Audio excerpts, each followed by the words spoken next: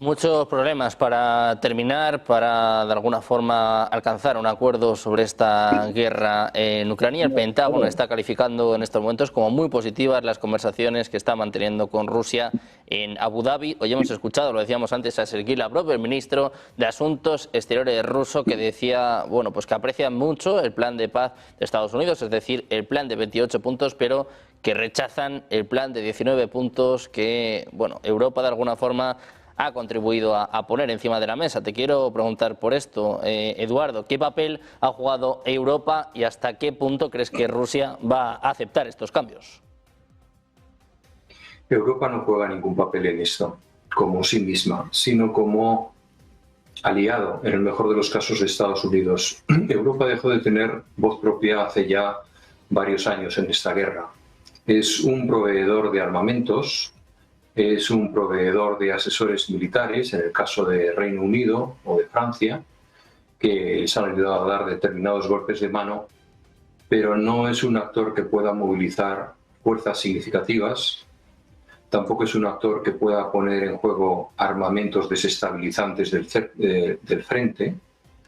Hoy por hoy sus capacidades militares más suculentas, más poderosas, se limitarían a la fuerza disuasiva nuclear de Reino Unido y de Francia, pero sobre el terreno no puede ni colocar tropas ni hombres, y si lo hiciese serían una cantidad insignificante para lo que supone ese frente.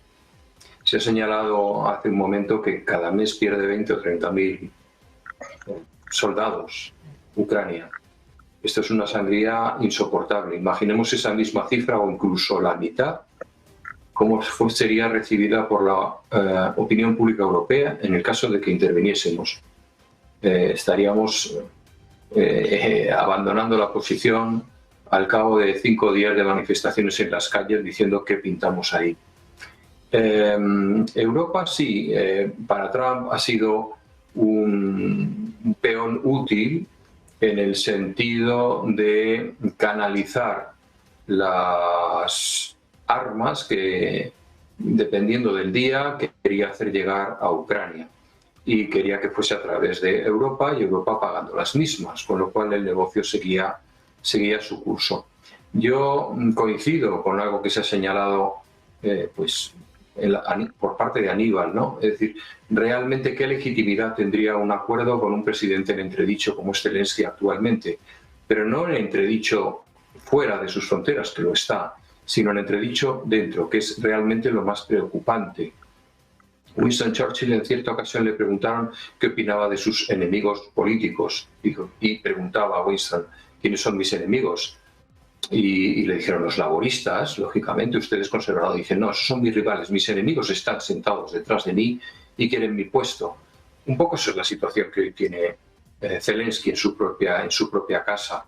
Es muy cuestionado. Los acuerdos pues podrían ser denunciados por la nueva administración.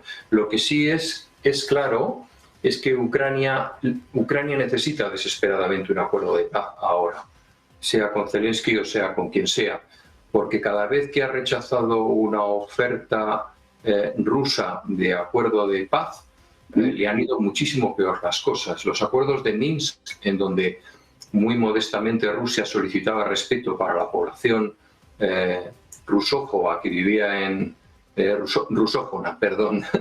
vivía en Donetsk y Lugansk, pues no se respetó, y ahí de aquellos lodos vienen estos barros, ¿no?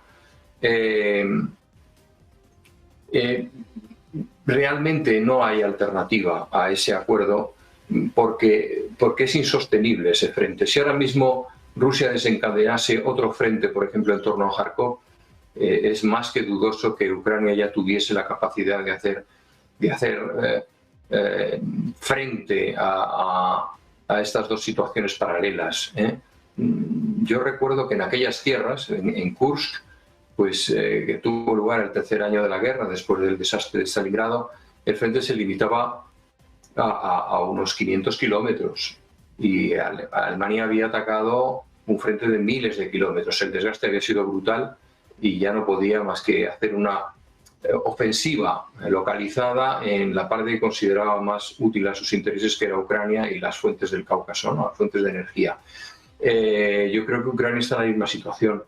El día que Pokrovsk caiga, y como os he señalado, aquello es una larga estepa, no va a ser como si Trump decide atacar Venezuela, donde hay inmensas selvas, pantanos, etcétera, etcétera. Digamos, es un terreno diáfano en el que incluso las tropas de observación y las tropas de artillería ucraniana han tenido que levantar montañas artificiales precisamente para tener una ventaja estratégica en altura, pues se vendría abajo de una manera muy rápida.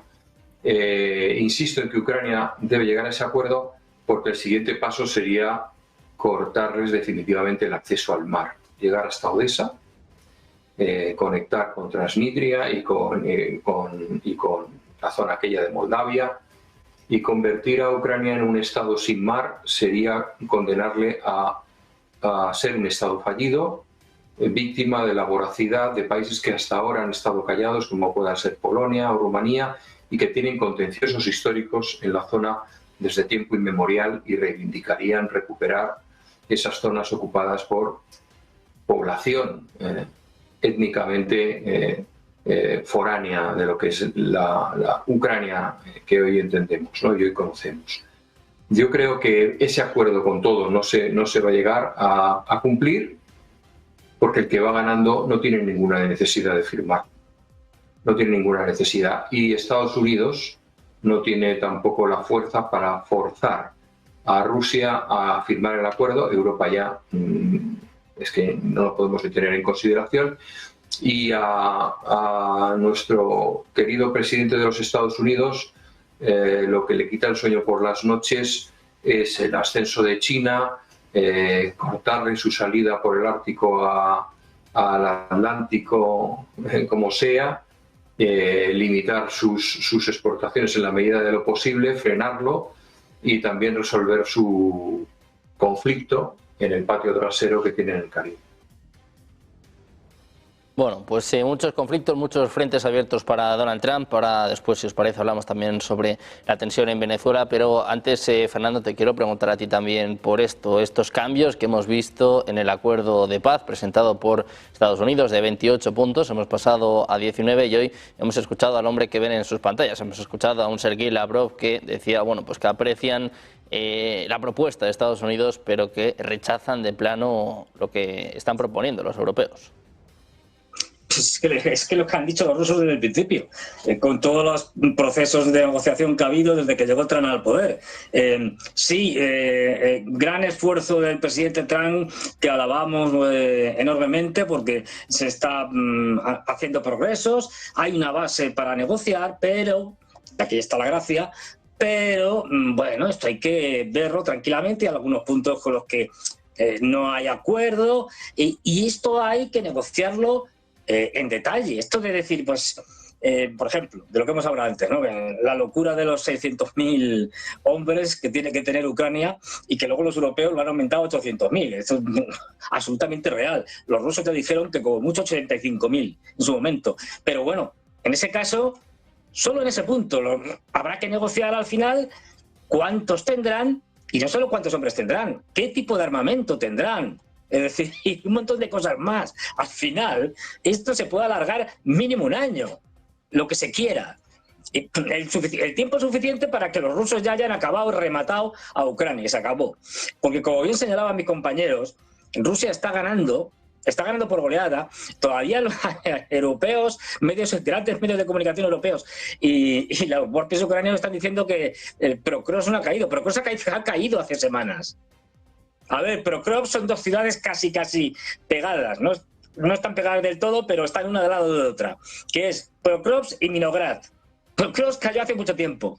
Lo que queda por tomar es la mitad de Minograd en un cerco absoluto, no un semicerco, en un cerco absoluto. Tan perdido está eso que ya las tropas ucranianas están yendo de ahí a intentar tapar otros agujeros. Es decir, Prokrovsk está tomado, Minograd, la mitad sur está tomada y queda la mitad norte, pero completamente cercados.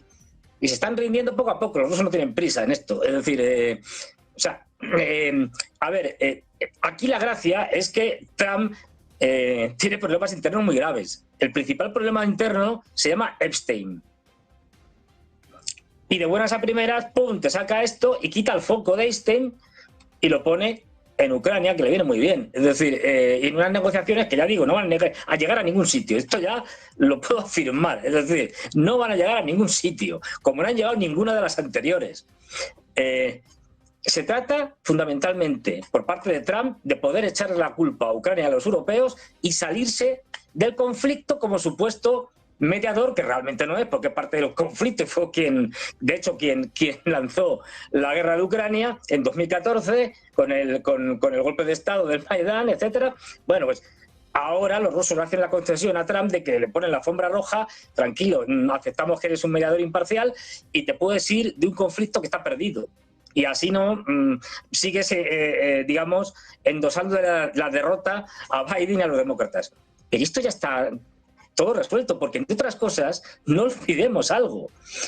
Lo que quiere realmente Trump con el tema de Rusia, a Ucrania le importa un pimiento, pero un pimiento, es decir, es restablecer las relaciones económicas con los rusos. ¿Por qué? Porque los necesita. ¿Y por qué los necesita? Porque se ha dado cuenta, cuando se ha enfrentado a China con los aranceles y, por ejemplo, les han cortado las tiras raras, porque vamos, que ha tenido que ir suplicándole a Xi Jinping que lo que tú quieras, Xi Jinping, no te preocupes, que esto, nada, hacemos una prórroga de un año y luego ya lo hablamos y tal. Porque no hay tierras raras suficientes en el mundo en manos de hipotéticos aliados de Estados Unidos. Como bien sabéis, China es el mayor productor mundial de tierras raras, tiene un 70% de cuota de mercado aproximadamente y más de un 90% en el refinamiento de las tierras raras. Es un monopolio. Detrás viene Vietnam, que no es precisamente aliado de Estados Unidos, aunque tienen buenas relaciones, pero manda, por ejemplo, todas sus tierras raras a refinar a China. Con esto ya os digo todo. Está luego Australia, este sí. ¿Y quién es el otro? En cuarta posición, los rusos. Los rusos sí tienen tierras raras, los ucranianos no. Los rusos sí. Y eso, y otras muchas cosas más, quiere, porque lo necesita, explotarlo Donald Trump, porque sabe que el gas y el petróleo que viene del esquisto, del fracking, de la fracturación hidráulica, en la próxima década ya no lo va a tener, porque se habrán agotado todos los pozos. Necesita el gas y el petróleo de Rusia. Lo va a necesitar. Es decir, y como esto, muchas otras más cosas, níquel, en fin, un montón de minerales estratégicos que son claves en la economía actual y sin el cual te vas directamente al paleolítico.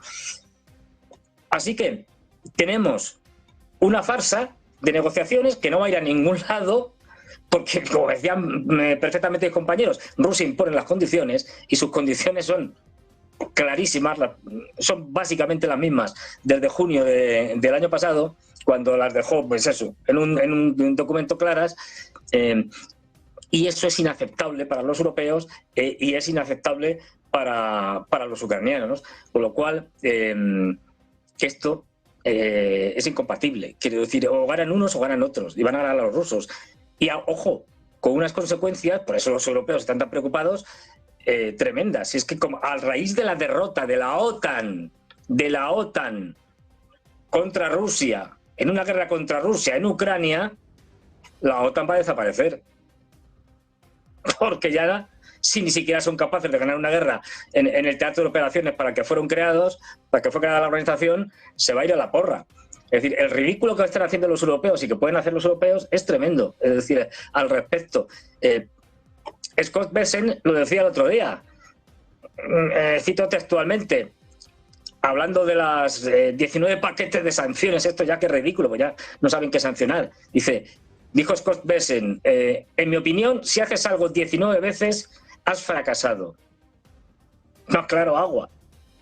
Es decir, los europeos son irrelevantes, absolutamente irrelevantes. Solamente los británicos pueden intentar hacer algún tipo de operación de falsa bandera, alguna cosa de estas, para conseguir lo que los europeos quieren, que es implicar a Estados Unidos en una guerra directa contra Rusia.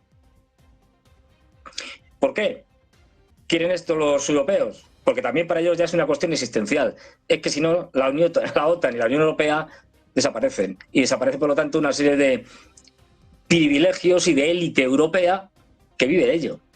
Que entre otras cosas con una corrupción rampante. Una de las cosas que están los americanos hartos, porque lo conocen perfectamente, es que muchos de los no se sabe en realidad cuánto, de los cientos de millones, cientos de miles de millones que se han invertido, pues los europeos, por ejemplo, lo que hacen es que ellos roban una parte y otra parte la roban los ucranianos, con lo cual lo que llega al campo de batalla o a la compra de armamento, pues es una parte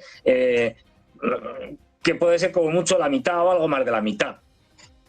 Esto es lo que hay. Es decir, porque los señores la señora von der Leyen o von der Pfizer, según se la quiera llamar, pues es muy experta ya en esto de las corruptelas y se están lucrando de esta guerra.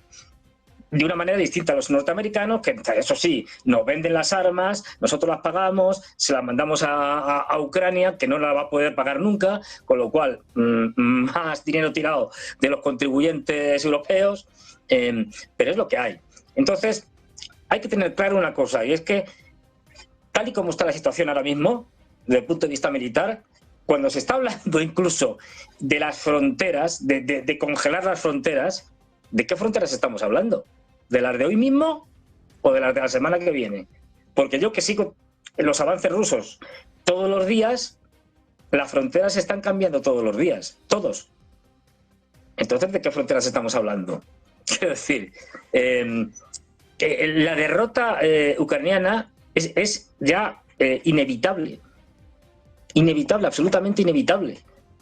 Y no es cuestión de años, es cuestión de, ya digo, de este invierno, que no van a poder soportarlo, como decían mis compañeros. Es decir, es que la logística ya no la tienen. Es que lo que estaba sosteniendo a Ucrania, que era la guerra de drones, ya no pueden. ¿Por qué? Porque la cantidad de drones y de operarios de drones que tiene Rusia ya es inmensamente mayor que la que tienen los ucranianos. Pero es que los ucranianos, y esto lo decía el reportaje de la BBC, que no es pro-Putin, que cuando están los polacos, los checos y tal, entrenándolos en temas de drones y otras cosas allí en Polonia, los ucranianos dicen, pero oiga, es que la guerra que usted me está contando no existe ya. Es una guerra de hace décadas.